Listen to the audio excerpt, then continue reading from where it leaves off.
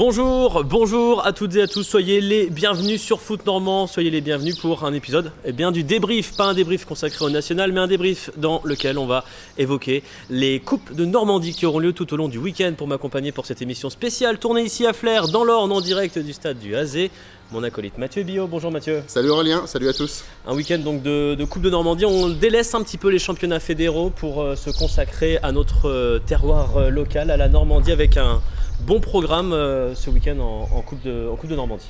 Ouais, un programme avec 8 matchs du coup. On commencera dès demain matin, samedi à 10h30, avec un match entre les U16 féminines de Caen et celles du HAC. On enchaînera avec les U15 garçons à 13h, avec un match entre le FC Saint-Lô et Passy-Ménil. À 15h30, les U18 féminines, l'Avant-Garde de Caen contre le Havre de nouveau. U18 garçons à 18h, avec un petit peu le match que tout le club de Flers va attendre, avec les U18 qui se sont qualifiés, qui affronteront le FC Rouen. On bascule à la journée de dimanche avec les U16 garçons, une confrontation entre le HAC, qui est décidément bien représenté dans les équipes de jeunes, contre l'US Avranches. On passe au football entreprise à 13h, avec les cheminots contre Corsair Petit Couronne. La Coupe des réserves Alain Flamand sera l'avant-dernier match du programme à 14h. FC Saint-Lô, FC Dieppe. Et enfin, le dernier match, la finale senior féminine entre QRM, promu depuis quelques jours en D3 féminine, contre le Stade Malherbe. Ça sera à 16h30 dimanche sur le terrain d'honneur du Azé. Merci Mathieu. L'objectif de cette émission en direct du stade du Azé, c'est de vous raconter ce qui va se passer ce week-end, de faire monter un petit peu la température et surtout de vous inciter à venir. L'entrée sera gratuite tout au long du week-end, samedi comme dimanche.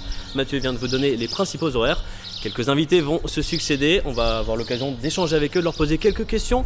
Mais avant de commencer, on va vous inviter à vous plonger davantage dans la Coupe de Normandie. Qu'est-ce que c'est la Coupe de Normandie ? Eh bien c'est ça.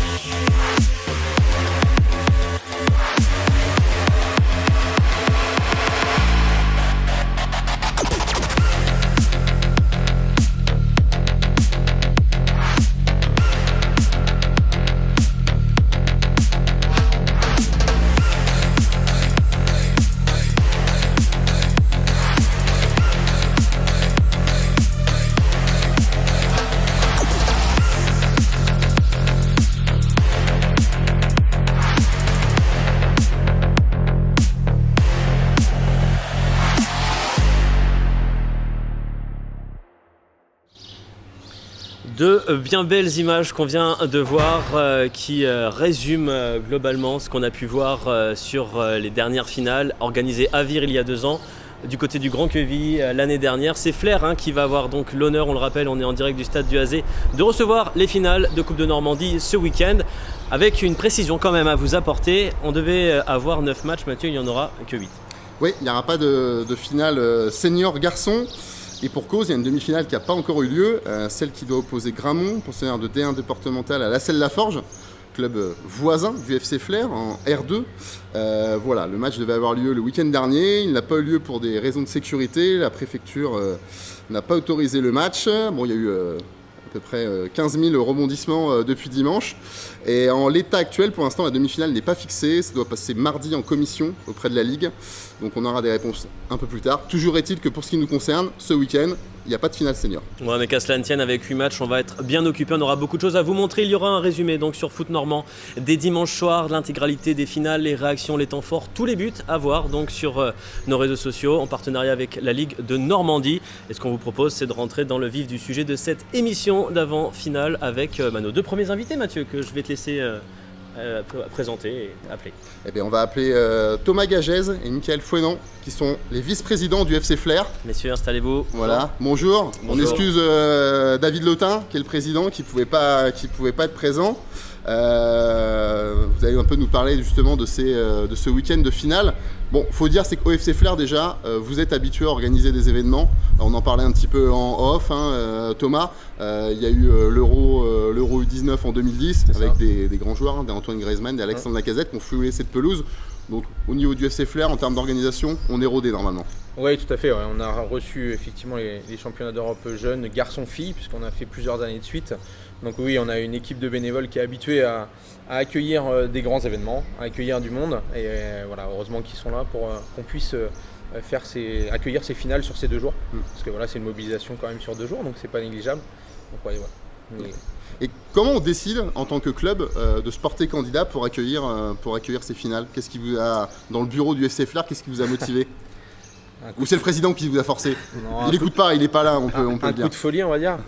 Non, c'est vrai qu'on est toujours attentif à ce qui peut se passer sur la Normandie. Quand on a su que les finales, on pouvait postuler, on s'est posé la question en comité directeur, puisqu'on fait tout en équipe. Donc c'est pas le président qui nous a mis le couteau sous la gorge, ça se passe pas comme ça au FC Flair. Et puis après, on a sondé les bénévoles, parce que sans eux, on peut rien faire.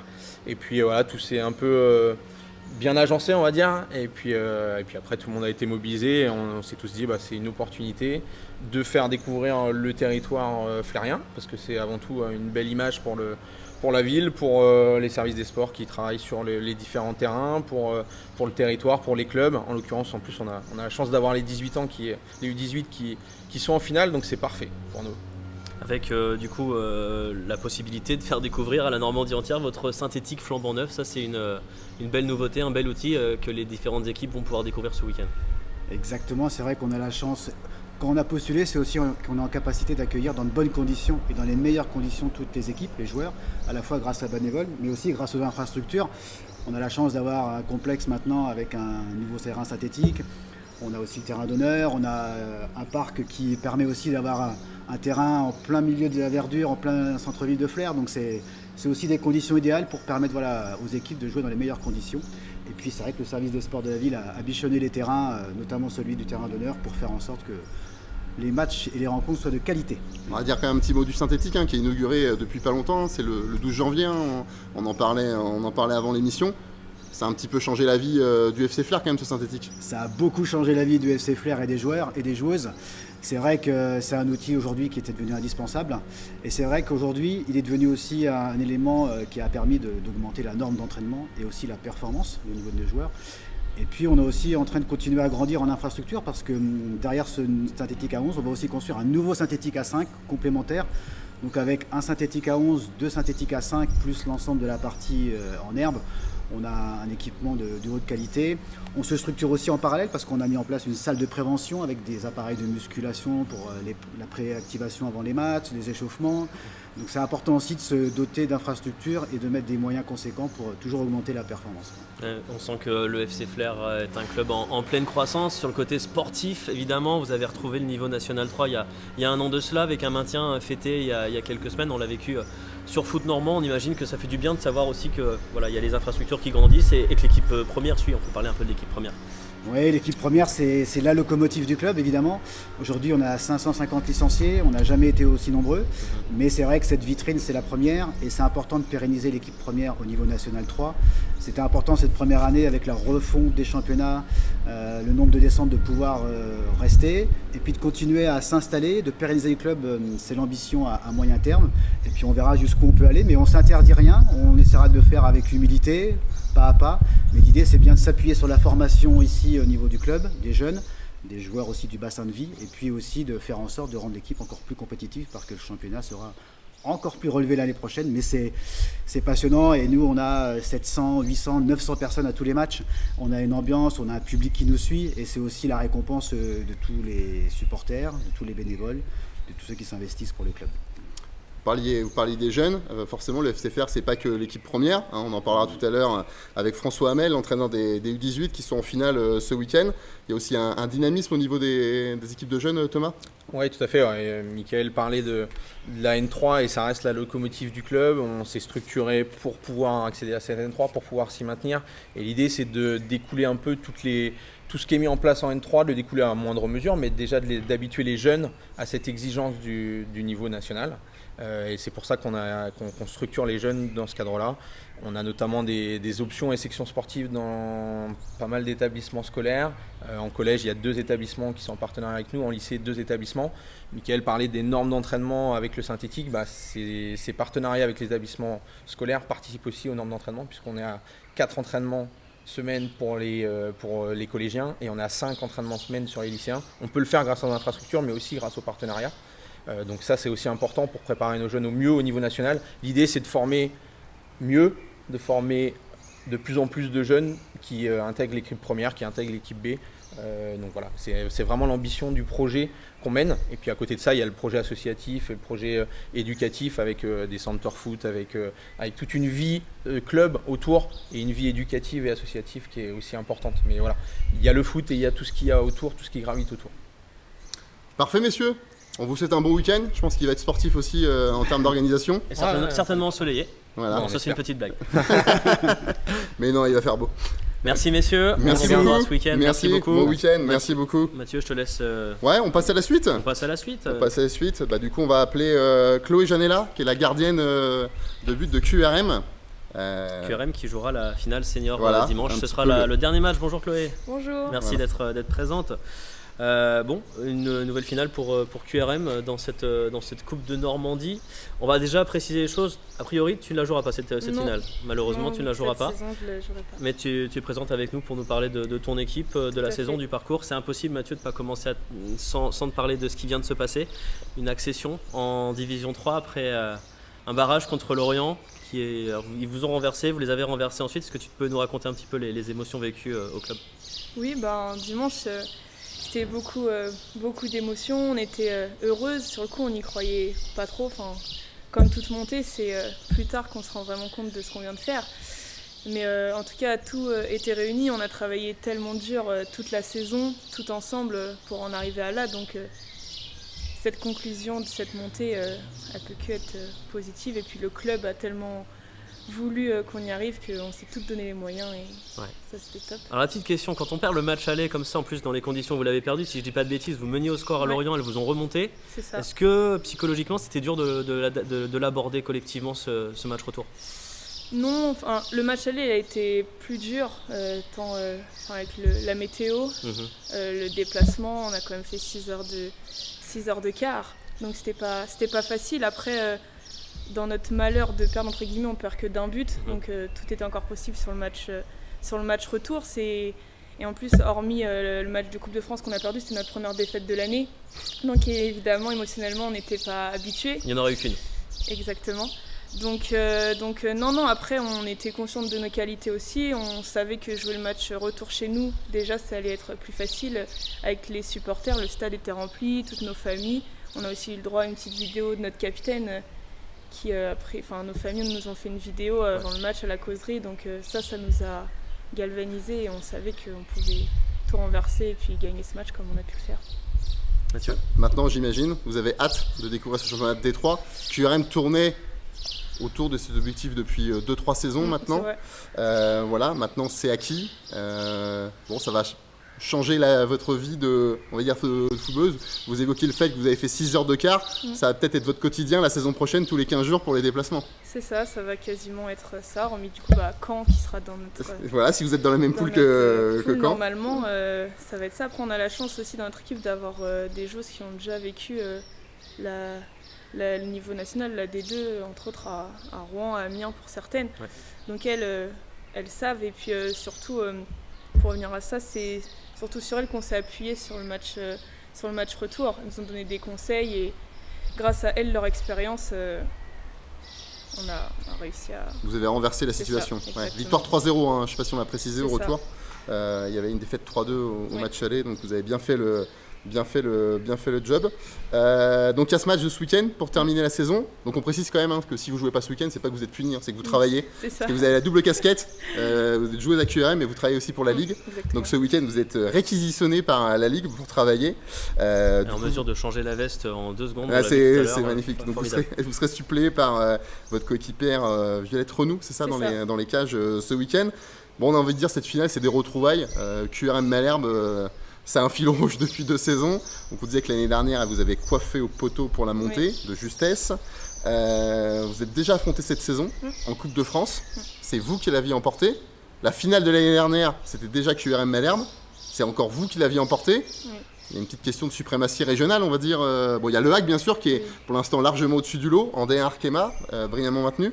Mais derrière, ça joue entre vous et les Canaises.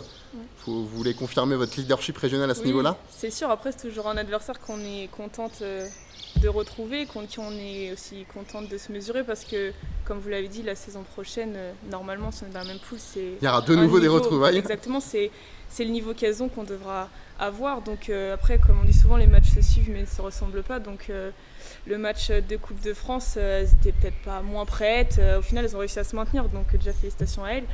Et donc elles seront peut-être plus en place là ce dimanche. Donc ça risque d'être un match intéressant et bien joué. Ouais, puis en plus, il est mis en avant, c'est quand même le dernier match du week-end, dimanche après-midi, un bon horaire. 16h30, on le rappelle. On peut se dire qu'il y aura du monde dans les tribunes du AZ. Sur le terrain principal, c'est presque, on peut dire, la fiche phare du week-end quand même, donc avec 2 équipes. J'oserais pas dire ça, il y a des niveau national. Les 8 affiches se valent toutes. Tu veux pas te fâcher avec tes amis du FC Dieppe, c'est pour ça. Mais en tout cas, ça promet un beau spectacle. Oui, ce sera forcément un beau spectacle. Voilà. Merci beaucoup en tout cas. Merci avec beaucoup plaisir, d'être merci à vous. Merci.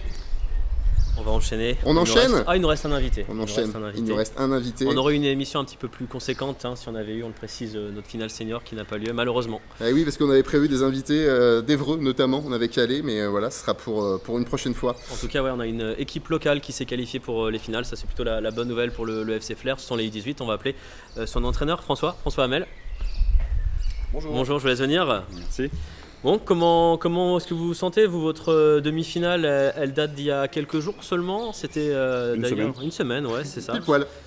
Avec un beau menu, le Stade Malherbe qui est venu ici, et une qualification au forceps. C'est pas évident, j'imagine, mais vous allez nous raconter certainement comment vous avez vécu cette demi-finale. Oui, on a été dominés, beaucoup. On a subi beaucoup d'occasions. Les montants ont été touchés 2 ou 3 fois de mémoire. Mais ils n'ont pas voulu marquer, donc on les a emmenés le plus loin possible pendant le match et puis la séance des tirs au but après. Vous les avez emmenés jusqu'au bout en fait. On n'a pas tremblé, et on a mis nos 5 tirs au but et notre gardien a fait le travail comme d'habitude. Ouais, ça a été une motivation supplémentaire dans le discours que vous avez eu auprès de vos jeunes de leur dire les gars, si vous passez ce tour, vous avez le droit à une finale chez vous, vous avez le droit à une finale devant votre public. Oui, ça fait un petit moment qu'on sait que les finales sont à Flair, du coup l'objectif il est magnifique. Après de là à le concrétiser c'était compliqué, mais ça se rapproche et puis là on y est, donc on est ravis, on va pouvoir expérimenter une première finale en Coupe de Normandie pour les 18, donc c'est magnifique. Ouais, c'est la première, c'est effectivement. Il y a quelques années c'était une finale de basse Normandie. Mais à l'échelle mais là le niveau est plus relevé quand même. Oui, avec les Hauts-Normands, puis on verra demain avec le FC Rouen. Et il y a un beau défi qui vous attend contre les U18 du FC Rouen. On rappelle que vous évoluez tous les deux en Régional 1, donc le plus haut niveau pour les 18 ans, hormis le niveau national pour ceux qui parviennent à y accéder. Rouen finit 4e du championnat, vous 10e, une place qui doit normalement vous permettre de vous maintenir. Vous attendez un petit peu confirmation encore, mais ça devrait le faire. Ouais, non, logiquement, il y a 2 montées en R2, donc 2 descentes. Donc c'était 10e sur 12 du coup. J'ai regardé un petit peu les résultats. Bon, à l'aller, ça s'était pas très bien passé contre Rouen en championnat, 5-0, mais au retour par contre, il n'y a pas si longtemps que ça fait 3 partout. Oui, on les a un petit peu accrochés. Vous attendez à quel type de confrontation un petit peu là C'est serré, après faut pas se leurrer, c'est un adversaire qui a joué le titre jusqu'au bout. Il pensait éventuellement monter sur un scénario sur la dernière journée. Nous, c'était le 2e championnat, on jouait le maintien, clairement. Donc il y a une vraie différence. Maintenant sur un match, nous on va y mettre toutes nos valeurs, comme celles qu'on a mises contre Malherbe. Donc il n'y a pas de raison qu'on ne fête pas la coupe à la maison demain. Ouais. Chacun va avoir son levier, vous avez la possibilité de jouer devant vos supporters. Si je dis pas de bêtises, pour les U18, c'est le dernier match pour Julien Davier qui quitte. Du côté l'homologue côté de François, Rouen. du côté de Rouen, qui partira à Grand-Queville, coacher la réserve, Ouais, donc si je ne me trompe pas. on imagine que du coup du côté des joueurs on voudra offrir une belle sortie à l'entraîneur, donc ouais, ça fait partie du match dans le match, des petits scénarios dans le grand scénario. Dans tous les cas ouais, c'est une chance aussi j'imagine pour vos joueurs de prendre encore plus d'expérience, parce qu'une finale de coupe, on l'évoquait sur Foot Normand cette semaine notamment avec l'entraîneur de la réserve du FC Dieppe, Alexandre Delarusse, c'est pas si fréquent en fait. Non, Dans une carrière. il faut qu'on arrive à mesurer un peu l'ampleur de l'événement. C'est quelque chose qu'on n'avait pas visé en début de saison, mais arriver en finale d'une coupe, c'est pas anodin. Ça veut dire que les garçons ont fait le travail et ils méritent d'être là. Maintenant, ça reste une finale, donc il ne faut pas se contenter de ça, il faut aller jusqu'au bout. Et puis après, profiter comme il se doit de l'encadrement, du terrain, du public qui va être là demain, et puis on va tout donner, comme d'habitude. Ce qui s'est passé en demi contre Malherbe doit vous servir. Scénario où vous êtes dominé, où vous résistez, finalement vous vous qualifiez. Oui, clairement, ouais. Et puis les emmener le plus loin possible. Je sais que physiquement, nous, on va rien lâcher, on sera là du début jusqu'à la fin. On a des qualités qu'on n'a pas trop montrées contre Malherbe dans la possession, mais on a résisté. Et demain, on aura peut-être un petit peu plus le ballon, donc je suis plutôt confiant sur nos possibilités. D'accord. Donc rendez-vous, 18h demain, Au AZ, au AZ, terrain d'honneur. les tribunes pleines. Enfin là, on le souhaite aux deux équipes du coup d'évoluer devant des tribunes pleines pour cette affiche du coup qui clôturera la journée de samedi. Merci. Merci à vous d'avoir été vous. présent, merci beaucoup. Merci. On est arrivé au bout je pense de nos Ouais, invités. on va Mathieu. rappeler peut-être le programme Mais quand c'est même. exactement l'objectif, rappeler Avant de terminer. le programme si tu me le laisses. Eh ben, Allez, écoute, je te le laisse avec plaisir. 2 jours complet de football ici au stade du AZ. On vous rappelle, l'entrée est gratuite, venez nombreux. En plus, il fera beau, ça c'est une certitude. Non, ça c'est une petite blague, mais peu importe. On vous attend donc nombreux dès 10h30 samedi. Demain, donc le stade Malherbe qui reçoit le Havre dans la finale de U16 féminine. La finale U15 Orange qui opposera le FC Saint-Lomanche au Passimeni RC à 13h. À 15h30, l'Avant-Garde Cannaise affronte son homologue du Havre AC en finale U18 féminine de 2SE. Le FC Flair qui clôt donc la journée, on vient de l'évoquer, contre le FC Rouen à domicile, finale U18 de SE. Une très très belle affiche et on se donne rendez-vous dès dimanche le 16 juin donc pour à nouveau un programme copieux dès 10h30, la finale U16 entre à nouveau le Havre et l'US Avranches-Mont-Saint-Michel, la finale du football entreprise à 13h. Le CH Cheminot contre le Petit Couronne, c'est Cosser, je ne sais même pas si je le prononce bien, à 13h. La réserve, les finales des réserves Alain Flamand, 14h. Le FC Saint-Lomange qui reçoit le FC Dieppe.